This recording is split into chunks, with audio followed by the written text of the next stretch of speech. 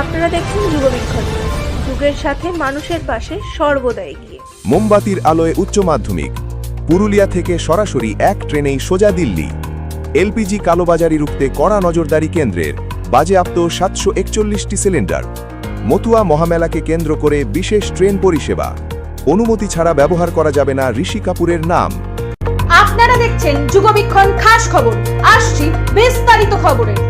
প্রাকৃতিক দুর্যোগের জেরে বিদ্যুৎ বিভ্রাট, এমতো পরিস্থিতিতে মোমবাতির আলোয় পরীক্ষা দিল উচ্চ মাধ্যমিক পরীক্ষার্থীরা।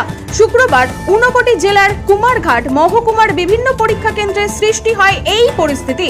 ত্রিপুরা মধ্যশিক্ষা পর্ষদের চলতি বছরের উচ্চ মাধ্যমিক পরীক্ষার সূচি অনুযায়ী এদিন পরীক্ষার্থীদের জীবন বিজ্ঞান, হিসাব শাস্ত্র ও ইতিহাস বিষয়ের পরীক্ষা হচ্ছিল। পরীক্ষা শুরুর কিছুক্ষণ পরেই প্রাকৃতিক দুর্যোগের কারণে এলাকায় বিদ্যুৎ পরিষেবা ব্যাহত হয়। এরপর স্কুল কর্তৃপক্ষ প্রায় 60 প্যাকেট মোমবাতি কিনে প্রত্যেকটি পরীক্ষার্থীর বেঞ্চে জ্বালিয়ে দেয়। সেই মোমবাতির আলোতেই প্রায় 2 ঘন্টা ধরে পরীক্ষা দেন পরীক্ষার্থীরা। দেশের অন্যতম পরিবহন ব্যবস্থা রেলের অবকাঠামোর উন্নয়ন এবং যোগাযোগ ব্যবস্থাকে আরো শক্তিশালী করতে একাধিক গুরুত্বপূর্ণ প্রকল্প চালু করতে চলেছে ভারতীয় রেল। এর মধ্যে অন্যতম হলো রেল যোগাযোগের মাধ্যমে পুরুলিয়াকে সরাসরি দিল্লির সঙ্গে জুড়তে নতুন পুরুলিয়া আনন্দবিহার এক্সপ্রেস পরিষেবা চালু হতে চলেছে।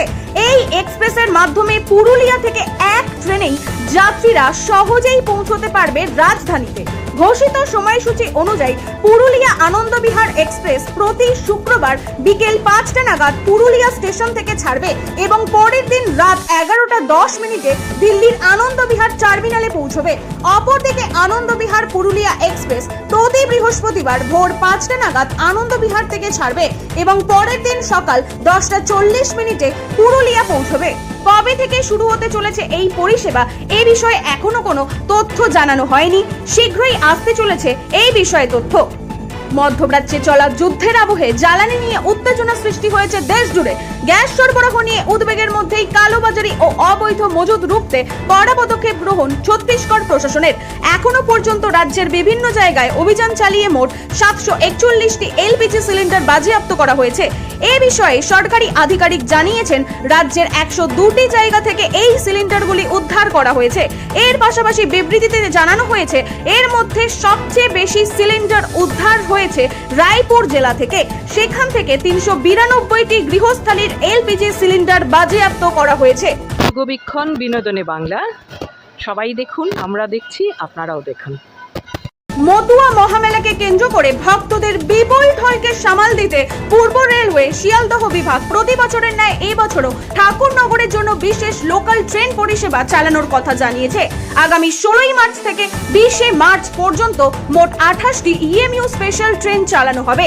এই ট্রেনগুলি ঠাকুরনগর, গেদে, লালগোলা, ক্যানিং এবং নামখানা রুটের মধ্যে চলাচল করবে এবং যাত্রীদের সুবিধার জন্য আপ ও ডাউন লাইনের সমস্ত স্টেশনে থামবে।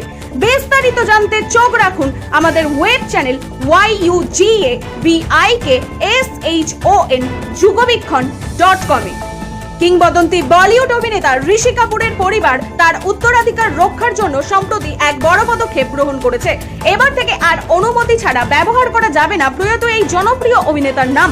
সূত্রের খবর, প্রয়াত অভিনেতার নাম অনুমোদিত এবং বাণিজ্যিক ব্যবহার রোধ করার জন্য এই পদক্ষেপ গ্রহণ করা হয়েছে। এক্ষেত্রে ঋষি কাপুরের নাম উল্লেখ করতে গেলে প্রয়োজন হবে পরিবারের অনুমতির। অভিনেতার পরিবার মরণোত্তরভাবে ঋষি কাপুরের নামের কপিরাইট পাওয়ার জন্য প্রয়োজনীয় অনুমতি পেয়েছে। এবার কোনো ব্যক্তি বা সংস্থা যদি বাণিজ্যিক, পেশাগত বা সাধারণের ক্ষেত্রে ঋষি কাপুরের নাম ব্যবহার করতে চায় তবে তাদের প্রথমে পরিবারের কাছ থেকে অনুমতি নিতে হবে। রাজনীতি থেকে ক্রীড়াঙ্গন, শিক্ষা সংস্কৃতি থেকে বিনোদন, সব খবরে প্রথমে যুগবীক্ষণ দেখুন, পড়ুন এবং এগিয়ে চলুন যুগের সাথে।